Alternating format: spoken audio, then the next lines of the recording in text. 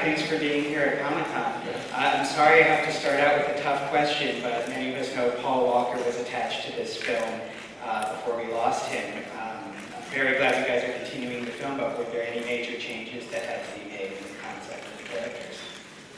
I don't know the answer to that question. I know that it was a really tough moment because they were pretty close to production when that really tragic thing happened. And you know, I am grateful to be a part of carrying something on. But obviously, everybody acknowledged that it was in the face of a great loss. But I think you have to ask that question to the producers and the writers. Would you each speak about the characters you play in the film? Sure.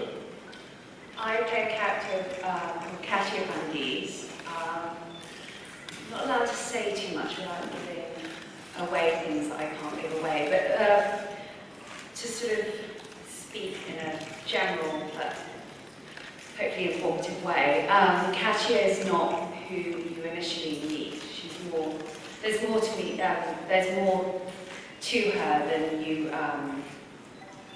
would think when you first meet her.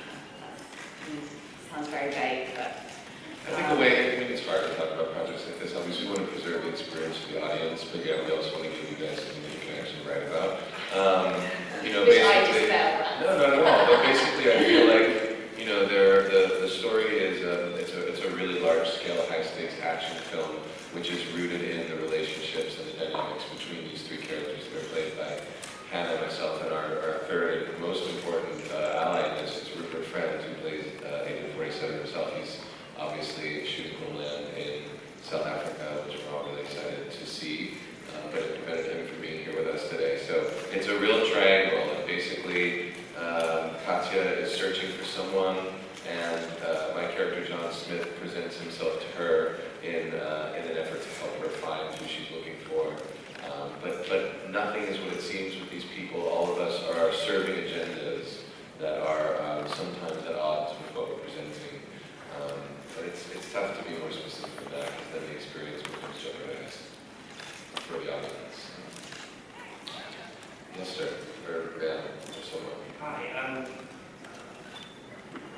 Sorry about that. I'm from Singapore, and agent47 was the first major Hollywood film to be shot in Singapore. Yeah, boy. A little bit about your experience of shooting in Singapore and what that was like, and compared to shooting in Berlin, which was the other major location. Yeah, we shot about the first 2/3 of the movie in Berlin, and then we moved the whole thing to Singapore for the last 3 weeks. So we were in Berlin for about 2 months, and then moved to Singapore. You couldn't really get more different as far as cities are concerned in terms of you know, lifestyle and architecture, and it was an amazing experience to be in both of them and to bring them to life and to capture as well as they did. And both the cities, in their own way, are integral to the plot.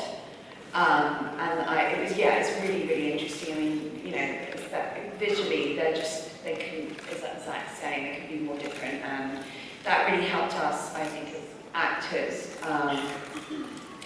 It just really threw you into it, and you know, we were filming in the places where, you know, the story was placed, so yeah, we really that was really important. Yeah. You know, both of them, we're in them, and that was the coolest part about being in Berlin. I wasn't pretending to be somewhere else when we're somewhere else, which is always annoying.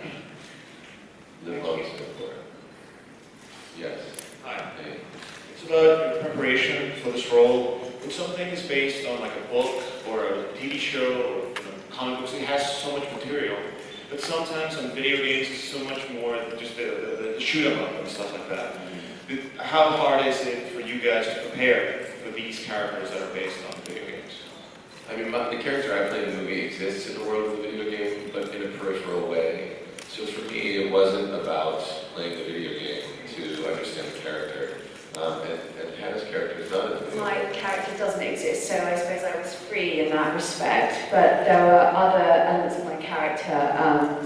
She has a heightened awareness of sort of survival, and again, I can't really talk about it without that informed how I approached the role and what I did in terms of preparation. And they're both very physical roles, so we had, you know, lots of training and stunt work, and I've never done that before. Zach obviously has.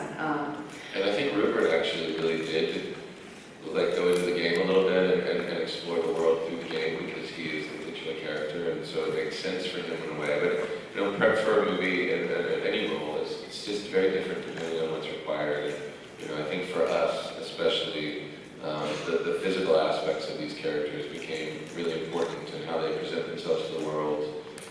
But what's really going on, maybe something different, and then all the action sequences. So it was a lot of stunt training, prep work. It was great fun, actually. It was really challenging, but it was really, we had to throw ourselves in headlong, and that's always a good thing when you're forced to do that. Thank you very much. Thank you.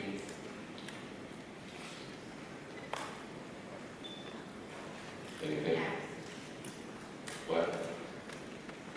We good? Are we satisfied all curiosity? We're doubling up here. Ah, there she is. Oh. I'd like to know a little more about the stunts that you did, the physical work you did. Which was the one that was the most challenging for you? There's a particular stunt that I do, which I never thought I would, and I have seen it in concerts that pop singers do, and it involves ropes. And I can't really say what it is without giving away some part of the story. You were suspended quite a bit. I was tied up and I was suspended. We had stunt training in the same place in Berlin. And I remember one day I showed up to start my stunt training, which was much more traditional, sort of hand-to-hand combat and gun work and stuff. And then I knew Hannah was coming a little bit later. And so I was like working and doing it in one part of the room, and I turned around at one point and she was literally like just hanging upside down. So Cirque du Soleil. Yeah, like for Hannah, a lot of circulation stuff. For me, you know, I think the most challenging stunt sequence we have in the movie is one where there's close-range gunfire. And it was really interesting because we used actual, you know, guns. And so I was closer than you and I are now with a gun going off, you know, in my direction. So I've shot guns before and been shot at, but I had never worked so intensely with handguns. And, you know, I'm not a real big fan of handguns or weapons in general, which is ironic considering, you know, the kinds of movies I've done and stuff sometimes. But it was that for me was the most interesting challenge on the stunt side, because I've never done anything like that. Thank you so much. Sure. You guys must be, yes, so you're back. You are really just... I do have one question. Keep going. Hannah, I don't know if this is too specific, but is there a femme fatale element to your character as far as the history of genre films goes? Is there a femme fatale quality to my character? Yes. There could be. Hannah wears the character, how is there not a femme fatale quality to it, I wonder?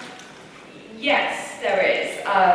I think that Katia proves to be of stronger constitution than one might think she is. I mean, she's presented as quite an ordinary, well, not, she's never presented as ordinary, but a waif-like figure roaming Berlin searching for someone that she can't find. And soon enough you find out that she has strengths in other ways and abilities in other ways. And I think what's really exciting is that she discovers that while the audience are discovering it, she goes on this journey and she's sort of finding this out for herself. And there might well be some femme fatale qualities.